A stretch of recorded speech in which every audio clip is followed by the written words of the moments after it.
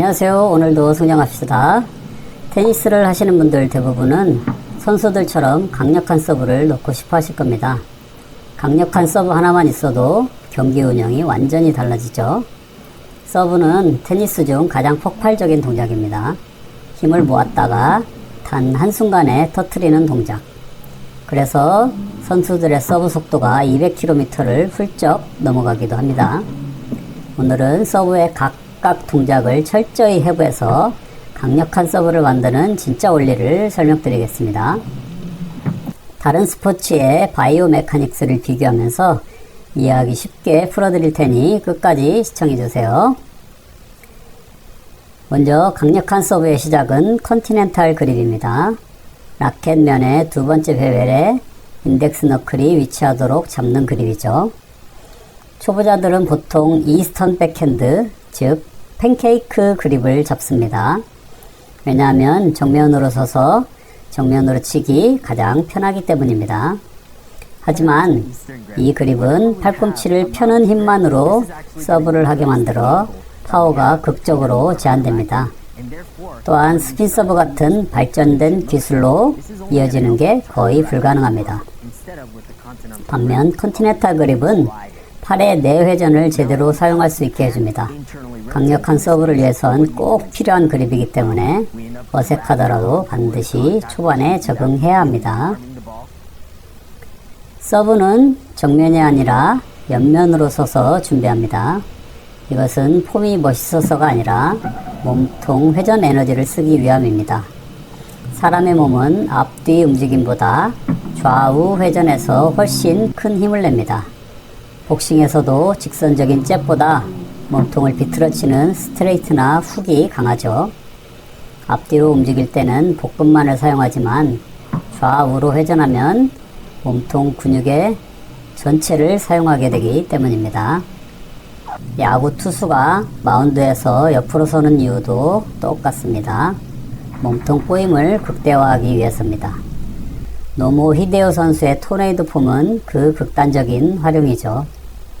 투수뿐만 아니라 미식축구 쿼터백의 스로잉, 배구 선수의 스파이크, 창 던지기 선수 등 물체를 던지거나 치는 모든 운동에서 볼 수 있듯이 옆면에서 몸통 회전을 통해 최종적으로 손에 큰 힘을 전달할 수 있습니다.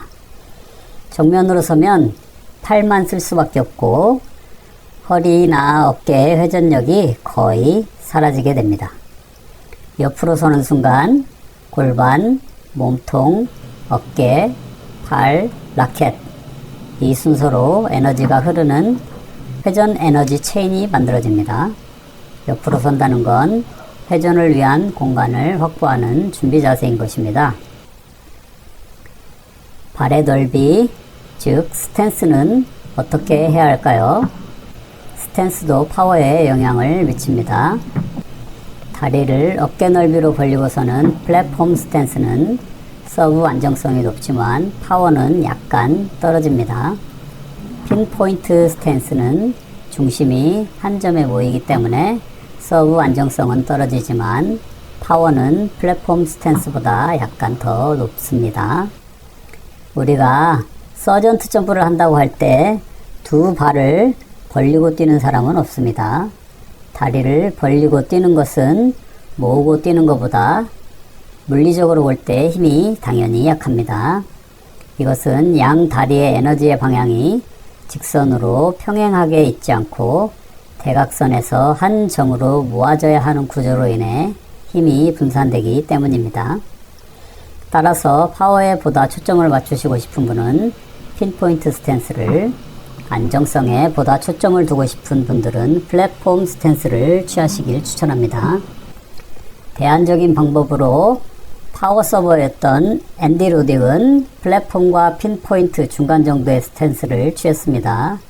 플랫폼 스탠스가 발 너비를 어깨 넓이로 한다면 좁은 플랫폼은 그 절반 정도로 서는 것입니다. 이 경우 플랫폼과 핀포인트의 장단점을 중간 정도로 할 수 있겠습니다. 트로피 자세에서 팔의 위치를 살펴보겠습니다. 먼저 토스한 손은 토스하고 끝나는 것이 아니라 하늘 방향으로 쭉 늘려줘야 합니다. 그래야 어깨의 축이 기울어지고 라켓을 가진 손이 아래로 떨어질 수 있습니다.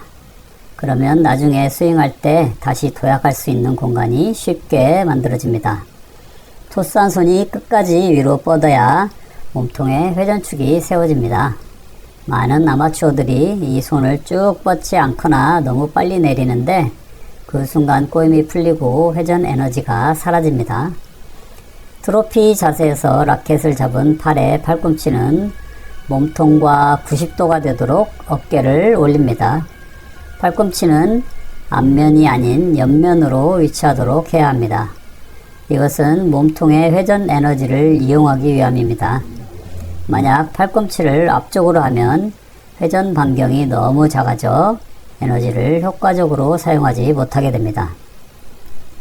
또한 팔꿈치 자체의 각도도 90도 또는 그보다 작게 되도록 합니다. 이것은 테니스의 라켓 드랍을 빠르고 쉽게 할 수 있도록 만들기 위함입니다. 만약 팔꿈치 각도를 90도보다 크게 한다면 라켓 드랍을 위해 라켓을 당겨오는데 불필요한 힘과 시간이 많이 소요될 수 있습니다. 팔씨름을 할 때 팔꿈치가 펴져 있을수록 힘을 가하기 어렵다는 것을 여러분들도 잘 아실 겁니다. 다만 어깨와 팔꿈치가 각각 90도로 굽혀진 상태에서도 손의 위치가 위로 향하느냐 아니면 몸통 앞으로 향하느냐에 따라 라켓 드랍의 방식이 약간 달라집니다. 물론 트로피 자세에서 일시적으로 팔의 움직임이 정지되는 선수들도 있고 지속적인 움직임으로 모멘텀을 가져가는 선수들도 있습니다.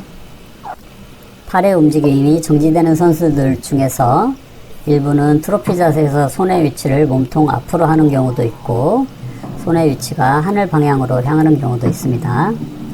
손을 몸통 앞으로 하는 경우는 팔꿈치의 각도가 거의 이미 90도보다 작게 구부러져 있고 스윙 시 채찍처럼 그대로 뒤쪽 방향으로 손을 던졌다가 반동으로 앞쪽으로 가져가는 형식을 사용합니다.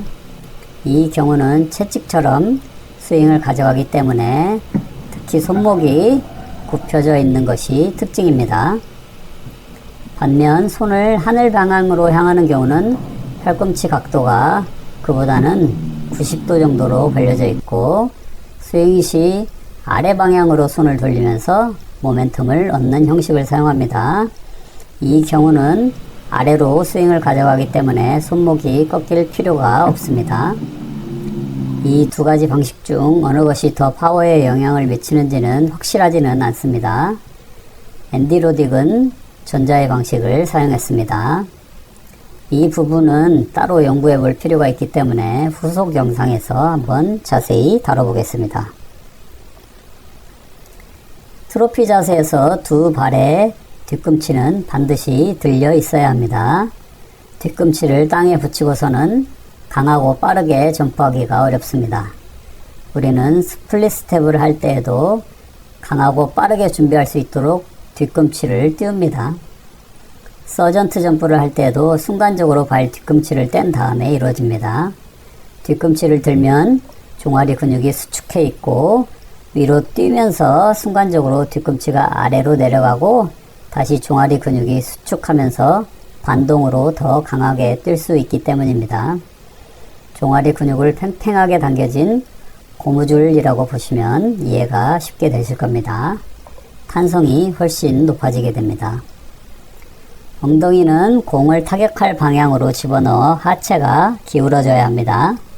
왜냐하면 점프를 코트 안쪽으로 해야 하기 때문에 그쪽 방향으로 엉덩이가 향해야 다리로 지면을 강하게 추진할 수 있습니다. 단거리 달리기 출발 자세와 비슷하다고 보시면 됩니다. 상체는 하체보다 조금 더 돌아가야 합니다. 순간적인 큰 힘을 낼 수 있도록 상체와 하체가 꼬여 몸통에 에너지가 장전되어야 합니다. 야구 투수가 공을 들고 몸을 비트는 순간 골반은 이미 타겟 쪽을 향하지만 어깨는 골반만큼 열려 있지 않죠. 그게 바로 꼬임입니다. 미식축구나 야구에서도 상하체가 분리되어 힘을 쓰는 것을 잘 보실 수 있을 겁니다. 골프에서도 비슷한데 하체와 몸통이 같이 돌아갔다가 같이 회전하는 것은 몸통 꼬임의 힘을 쓰지 못하는 경우입니다.